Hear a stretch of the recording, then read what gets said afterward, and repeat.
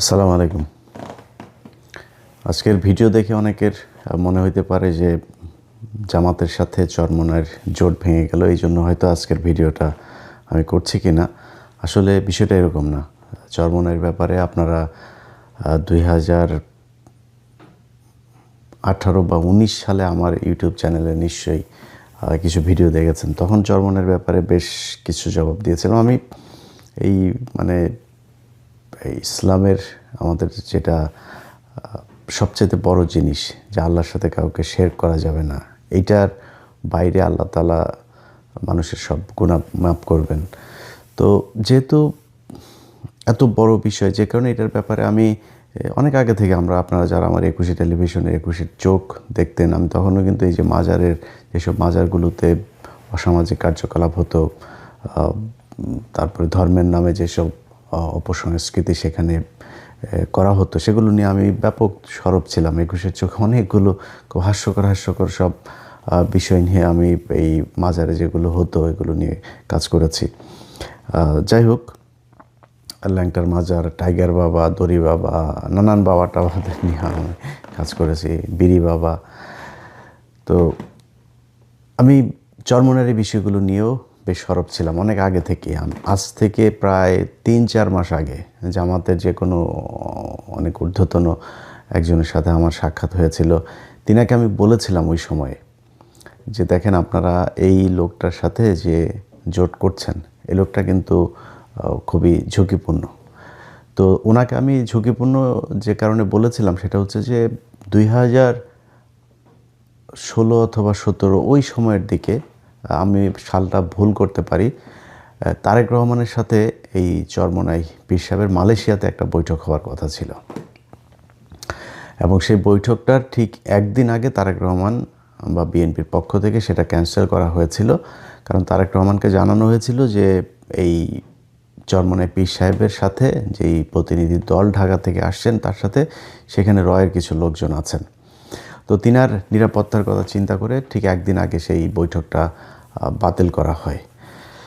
তো আমি তারপর থেকে ধরেন তাদের ব্যাপারে খুব সাবধান, এবং গত 15 বছরের আপনি চরমোনাইয়ের যে অবস্থাটা যদি দেখেন, জামাত ইসলাম সহ হেফাজতের অনেক নেতাদের উপরে অনেক নির্যাতন, অত্যাচার এগুলো হয়েছে, কিন্তু চরমোনাই এই পীর সাহেবের এদের উপরে কোনো সমস্যা হয়নি। এরা দাপিয়ে বেরিয়েছে। মাঝখানের একটা সময় তো আপনার এই যে মাহফিল টাফিল, যে সময়টাতে মিজানুর রহমান আজহারিকেও দেশ থেকে বের করে দেওয়া হলো এই চরমোনাই পীর সাহেবের। আমি সিআইডির একজন অফিসারের কাছে শুনেছি, এটা 2024 যে ঘটনা, এটার আগে, তখন তিনি বলেছিলেন যে ভাই, আপনি কি জানেন যে এই যে আলেমদের যাদেরকে জেলখানায় নেওয়া হয়, এই যে মিজানুর রহমান আজহারির যেই বাংলাদেশে থাকতে না দেওয়া, এটার পেছনে সবচাইতে বেশি কলকাঠি নাড়ছে কারা? এই যে ইসলামী আন্দোলনের যে চরমোনাইয়ের যেসব, ওই যে হাফিজুর রহমান কুয়াকাটা, তারপরে তার ভাই, এগুলো। তো এরা বহু আগে থেকেই ভণ্ড, এবং সবচাইতে বড় যে স্পর্শকাতর বিষয় সেটা হচ্ছে যে ভারতের সাথে তাদের যে সংযোগের অভিযোগ আছে, সেটা অনেক গুরুত্বপূর্ণ বিষয়। তো এই কারণে তাদের ব্যাপারে আমি জামাতকে তখন সতর্ক করেছিলাম যে দেখেন, আপনারা এই কাজটা করেন না। তখন তারা একটা উত্তর দিয়েছিল যে ইসলামী অন্য জামাত ইসলামের বাইরে যে দলগুলো আছে তাদের মধ্যে এই ইসলামী আন্দোলনের একমাত্র তাদের সারা দেশব্যাপী বেশ কিছু মাদ্রাসা আছে, এবং তাদের সাংগঠনিক কিছু কার্যক্রমও আছে, যে কারণে তারা চায়। আর আরেকটা কথা বলেছিলেন যে এইটাই একমাত্র দল যেটা কিনা সবসময় এই খুব নোংরা ভাষায় কটাক্ষ করে এবং আজে বাজে কথাবার্তা বলে। তো কিছু খানাপিনা দিয়ে এদেরকে পাশে বসায় রাখা আর কি। তো অনেকটা এইরকম জামাতের একটা পলিসি ছিল। তো ওই দিন আমি ওই নেতাকে বলেছিলাম যে এরা কিন্তু, আপনারা যদি ক্ষমতায় যান, মনে করেন তাদেরকে 30টা আসন দিলেন বা 50টা আসন দিলেন, ওই সময় তারা বোধহয়, আমার যতটুকু মনে আছে, 100 আসন চাচ্ছিল। তো আমি তাকে বলেছিলাম যে আপনারা তাদেরকে যদি নাকি 30, 40, 50 বা যেই কয়টা আসনই দেন, তো সেই আসনগুলো তো মূলত তাদের আসন না। সেই আসনগুলো হচ্ছে এই জামাতের লোকজন, তারা তাদেরকে আসন দিলে জামাতের প্রার্থী সেখানে বসে যাবেন, বসে গিয়ে তাদের পক্ষে ভোট করবেন, অর্থাৎ জামাতের ভোটগুলোই চরমোনাই পাবে তখন। এখন আপনি তাদেরকে 40টা 50টা আসনের ভেতরে মনে করেন 20টা আসন তারা পেল। 20টা আসন যদি পেয়ে তারপরে আপনি সরকার গঠন করলেন, যদি জামাত ইসলাম এবার ক্ষমতায় আসেও, সেটার একটা সম্ভাবনা তো তৈরি হয়েছেই। যদি আসে সেক্ষেত্রে আমি মনে করি যে বিএনপিও বিশাল একটা ফাইট দিবে। তো খুব হাড্ডাহাড্ডি একটা লড়াই হবে এবারে নির্বাচনে, আমার বিশ্লেষণ। তো যদি এরকম হয় যে জামাত ইসলাম ধরেন 160টা পেল বা 155টা পেল বা 170টা পেল, বিএনপি ধরেন 130টা পেল, বা মানে আমি সাপোজ একটা কথা বলছি, এখন এই চরমোনাইকে যদি 20টা দেওয়া হয়, তার মানে ম্যাজিক ফিগার তো হচ্ছে 151, 151 আপনাকে পেতেই হবে। 151 পেতে গেলে আপনি ধরেন 170 যদি পান, তাহলে এখান থেকে 20টা আপনি তারে চরমোনাই পেল। চরমোনাই যদি পায়, এখন চরমোনাই মাঝখানে গিয়ে বলল যে আমরা এই চাই, কারণ তাদের চাওয়া তো যেটা চাবে তারা সেটা চাবে। তো তারা বলল যে আমরা এখন এইটা চাই। এটা না দিলে কি করবে, তারা সব পদত্যাগ করবে, সব চরমোনাইয়ের যে কজন এমপি আছে তারা সবাই চলে আসবে থেকে, সংসদ থেকে। আচ্ছা, তখন চলে আসলে আপনার অবস্থাটা কী হবে? আপনি 170টা নিয়ে সরকারে আছেন, এখন আপনার তো 150 হয়ে যাবে। তখন আপনি তো সংসদ তো ভেঙে দিতে হবে, আপনি ক্ষমতা হারাবেন।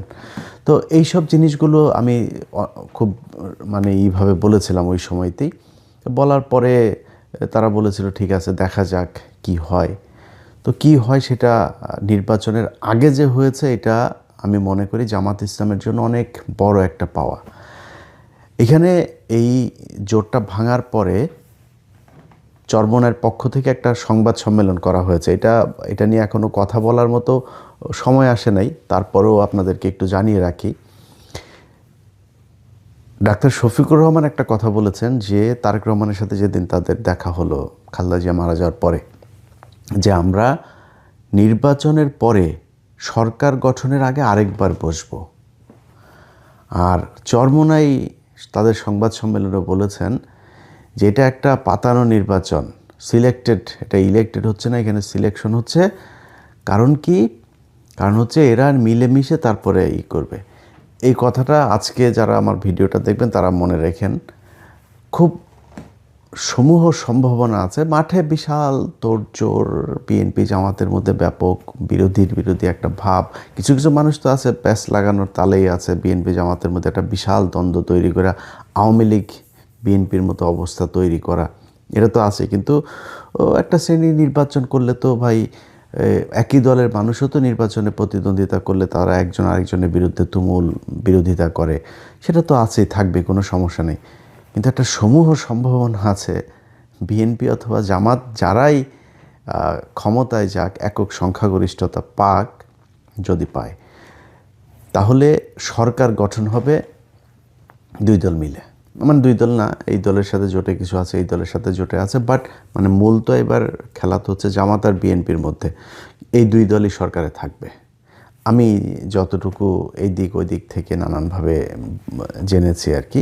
এটা হওয়ার একটা সম্ভাবনা আছে। অতএব এই এই চরমোনাইয়ের যে আপনার সংবাদ সম্মেলনে যে কথাটা বলেছে যে বিএনপি আর জামাত মিলেমিশে ইলেকশন না সিলেকশন করছে, এটার কিন্তু ভ্যালিড একটা পয়েন্ট আছে। এটা চরমোনাই কোনোভাবেই চায় না। এবং চরমোনাই যখন দেখেছে যে না, চরমোনাইকে তো এখানে ঢোকানোর একটা উদ্দেশ্য আছে, সেই উদ্দেশ্যটা বাস্তবায়ন হচ্ছে না, তখন তারা চিন্তা করেছে যে না, এদের সাথে থাকা যাবে না, আগে থেকেই সরে যেতে হবে।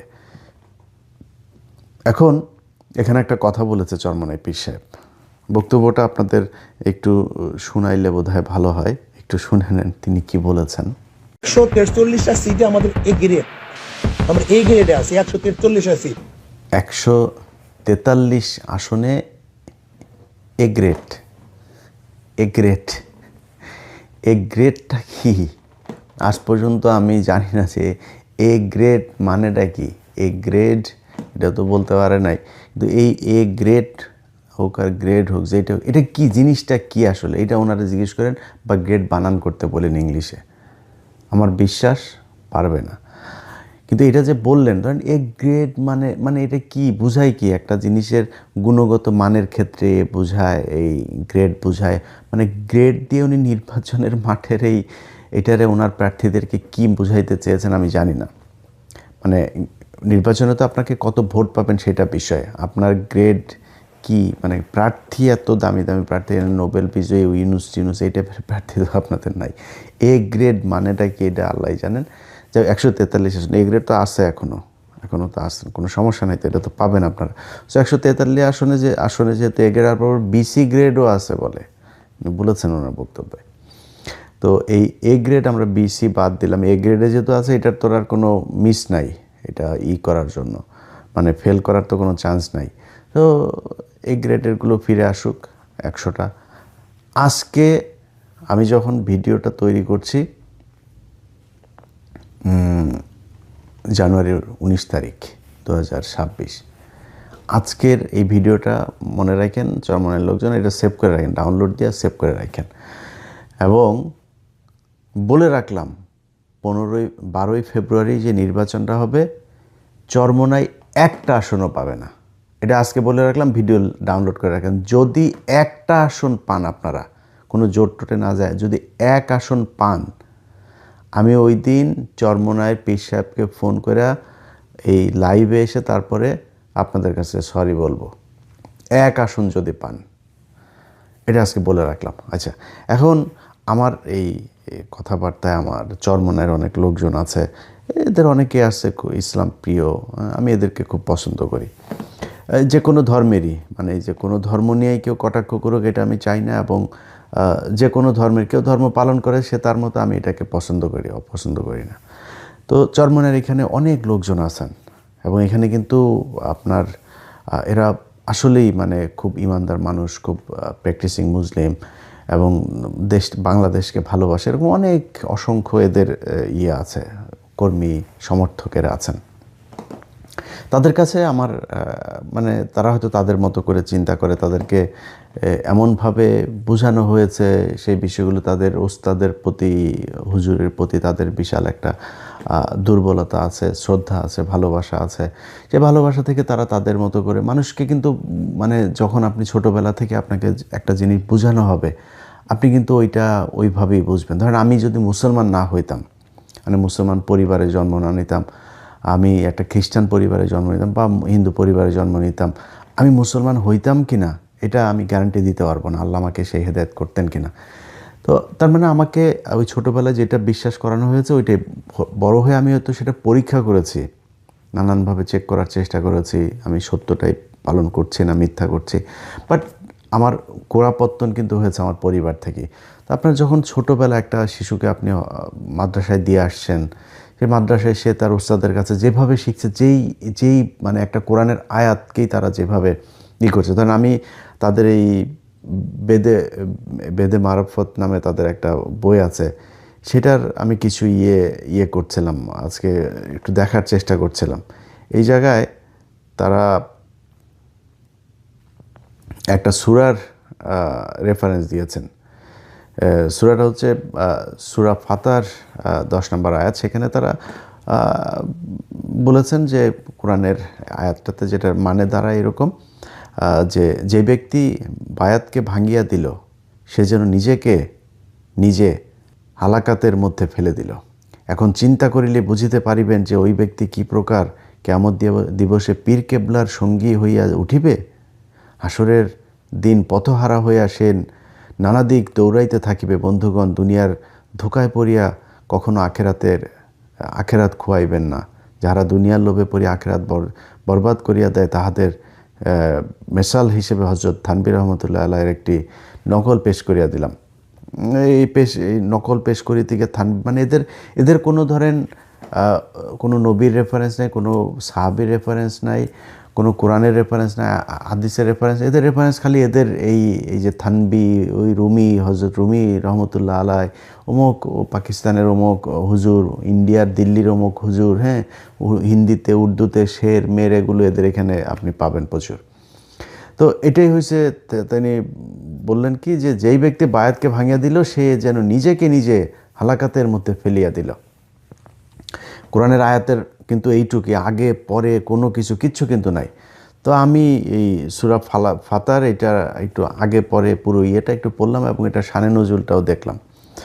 তো সেখানে যায় দেখি যে সূরা ফাতারটা মূলত হুদাইবিয়ার সন্ধির সময়, ওই সময় রাসূল সাল্লাল্লাহু আলাইহি সাল্লামের হাতে হাত দিয়ে যারা আপনার করেছিল, বায়াত করেছিল, কিছু কি বলে এটাকে, বাংলা কি বলবো, মানে ওয়াদাবদ্ধ হয়েছিল বলা চলে। তো এইটার প্রেক্ষিতে আল্লাহ তাআলা হুদাইবিয়ার সন্ধি বলেন, মানে আল্লাহ রাসূল উনি তো যা করেছেন, উনি তো সরাসরি আল্লাহর নির্দেশে করেছেন।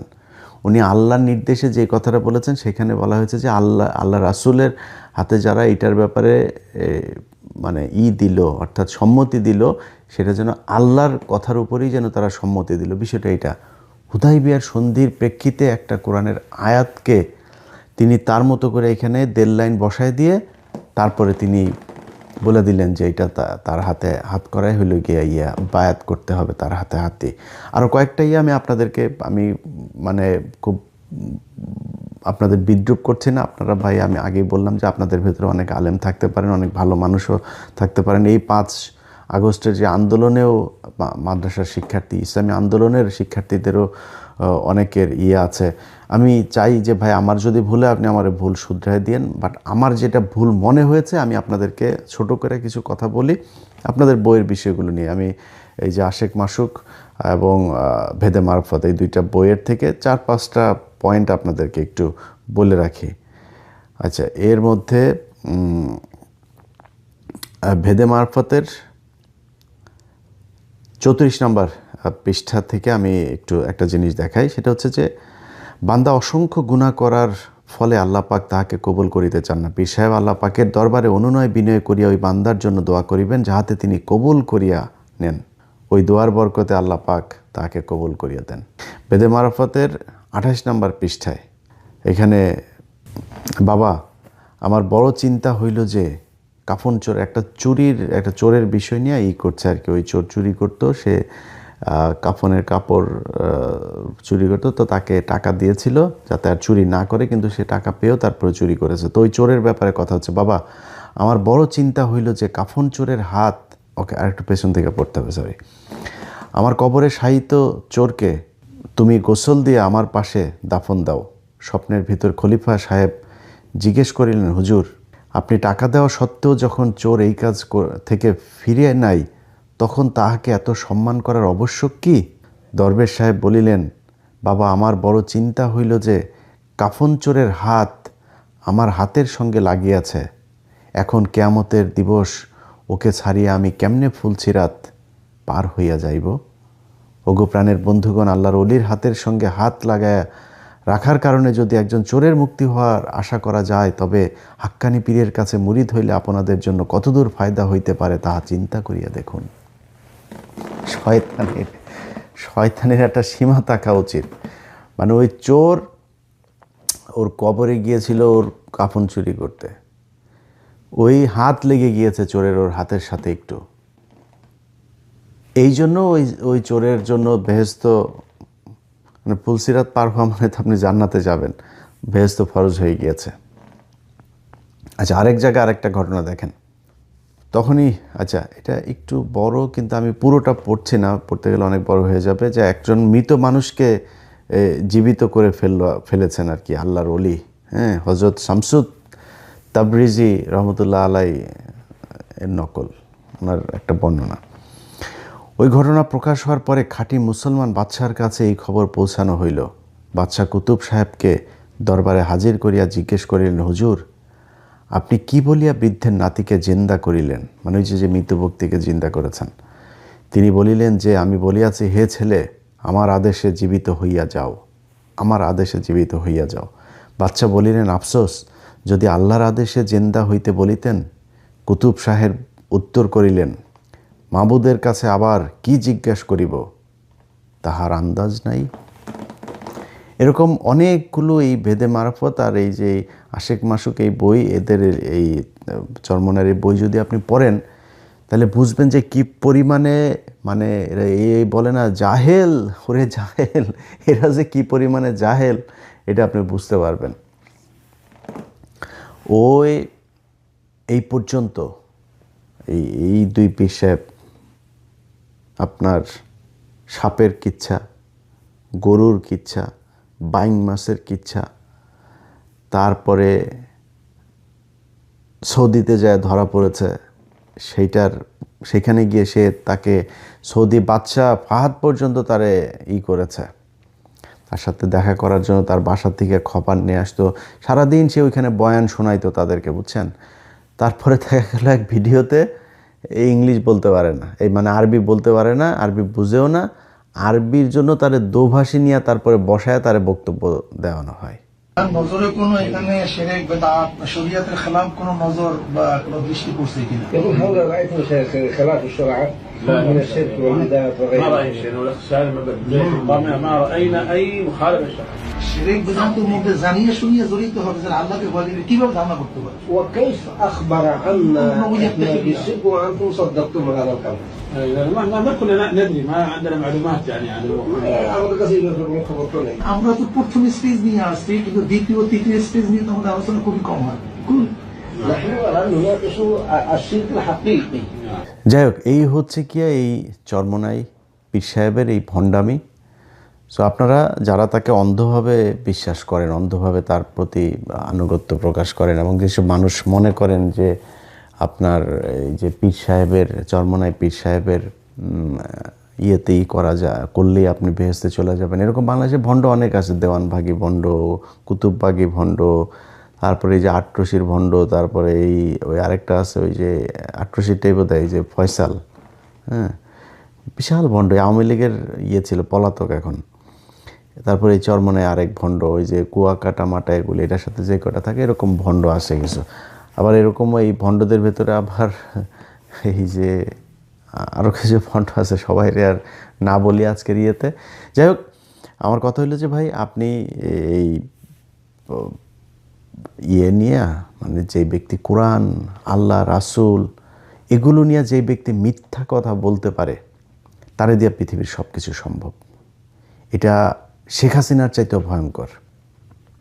মানে শেখ হাসিনার তো মানুষ জানে ও ইসলাম বিদ্বেষ, ও ইসলাম মুসলমানদের বিরুদ্ধে কাজ করে, কিন্তু ওরে যে ও নিজে লেবাস টেবাস পরে তারপরে এগুলো করে। এই যে ধরেন আপনি ইয়েতে যদি দেখেন, মানে কোরআনের প্রথম দিকের যে আয়াতগুলো, যেমন সূরা বাকারা, এসব জায়গায় খুব বেশি এই মুনাফিকদের কথা বলা হয়েছে। ওই রাসূল সাল্লাল্লাহু আলাইহি ওয়াসাল্লাম যখন ইয়েতে গেলেন, মদিনায় যখন হিজরত করলেন, হিজরত করার পরপর কিছু নতুন একটা সমস্যা তৈরি হলো, সেটা হলো এই যে মুনাফিকদের সংখ্যা বেড়ে গেল।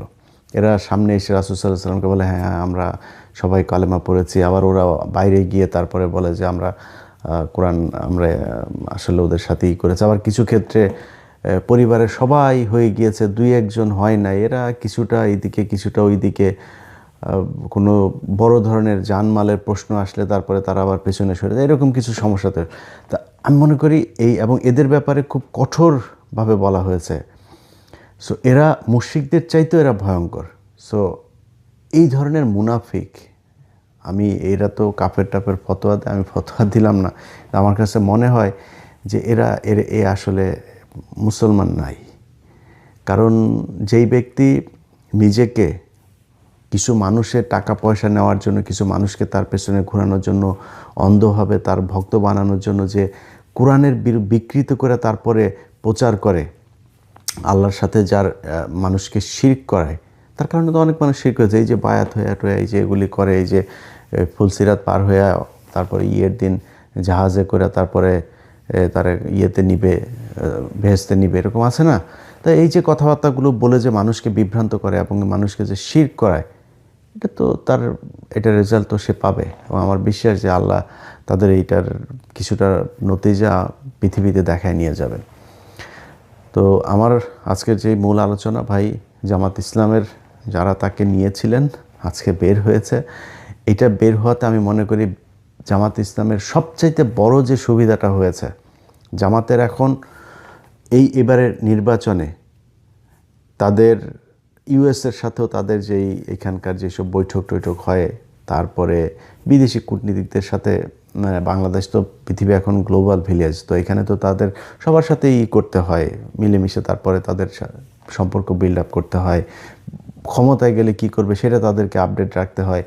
এটা করতে গিয়ে যাদের সাথে কথাবার্তা হয়, একটা বড় চ্যালেঞ্জ হলো যে ইসলামী দল, যেটা আমি এর আগেও বলেছি যে এই যে ইসলাম শব্দটা থাকাটা, মানে আমি ভাই, আমার যদি কেউ মাথায় পিস্তল ধরে যদি বলে যে তুই বল তুই মুসলমান, আমি এটা বলবো না ভাই। আমার এটা বলাইতে হবে, মারে ফেলো, কোনো সমস্যা নেই। আল্লাহর কাছে মানে মানে তওবা করি, আল্লাহ যেন অহংকার মনে না করেন, এইটুকু ঈমান আছে, আল্লাহ যেন এইটুকু ঈমান রাখেন। এখন এরপরও আমি বলি যে এই যে জামাত ইসলাম, এই ইসলাম নামটা রাখাতে অনেক সমস্যা হয়েছে বাংলাদেশের জন্য, ইসলামের জন্য অনেক সমস্যা হয়েছে।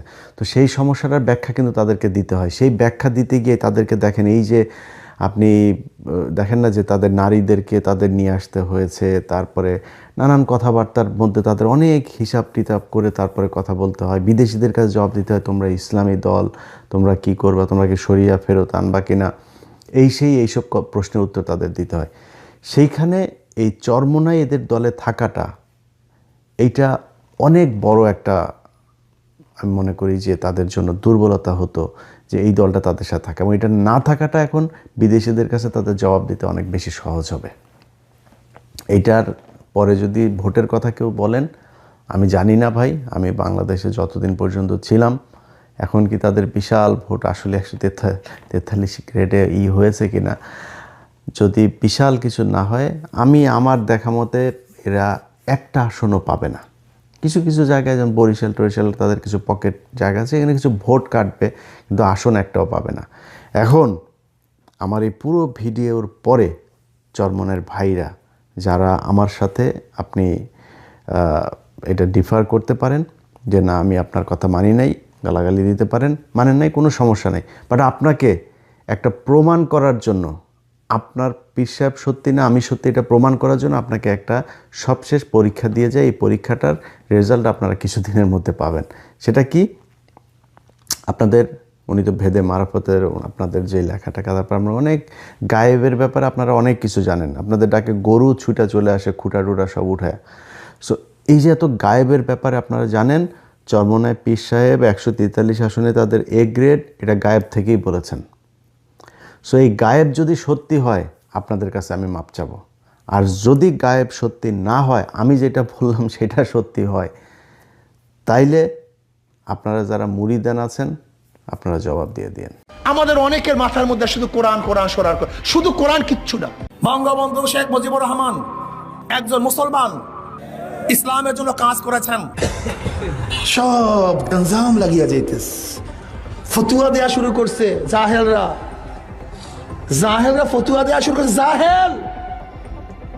জাহেল গন্ডমূর্খ,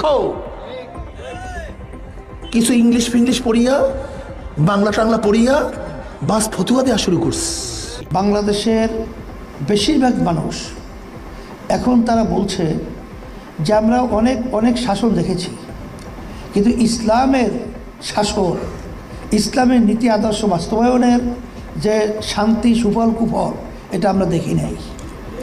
এখন বেশিরভাগ মানুষই চায় যে তারা ইসলামের পক্ষে একটা অবস্থান তৈরি হোক এবং সে অনুযায়ী দেশ চলুক। বিএনপি কেন যে ছাত্রদের থেকে আলাদা হচ্ছে আমি জানি না। বিএনপির ইদানিং বক্তব্যগুলি মনে হয় যেন তাদের বক্তব্য আসলে সেই আগের বক্তব্য বর্তমান বক্তব্যের মধ্যে কোনো মিল নেই। তারা আমাদেরকে ফেসিসের সহকারী হিসাবে ঘোষণা দিয়েছেন। প্রধানমন্ত্রী শেখ হাসিনার কপালে নামাজের দাগ দেখা যায়। তা আমি প্রশ্ন করলাম যে আপনার কপালে তো নামাজের দাগ দেখছি। হুজুর, আমি 7 বছর বয়স থেকে আমি নামাজ পড়ি। কিভাবে? বলে হুজুর, আমি যদি নামাজ না পড়তাম, আমার মা আমার জন্য ঘরে ভাত পাক করতো না। আমার মাকে আমাকে নামাজি বানাবার জন্য চেষ্টা করেছে, সেই থেকে হুজুর আমি নামাজ পড়ি, নামাজ ছাড়ি না। 1463 ঈসাই সালে এই বাংলাদেশে এসেছিলেন ইরাক থেকে শেখ বুরহানুদ্দিন সাহেব। তিনি টঙ্গীপাড়ায় এই দিন প্রচার করার জন্য সেখানে অবস্থান করেন।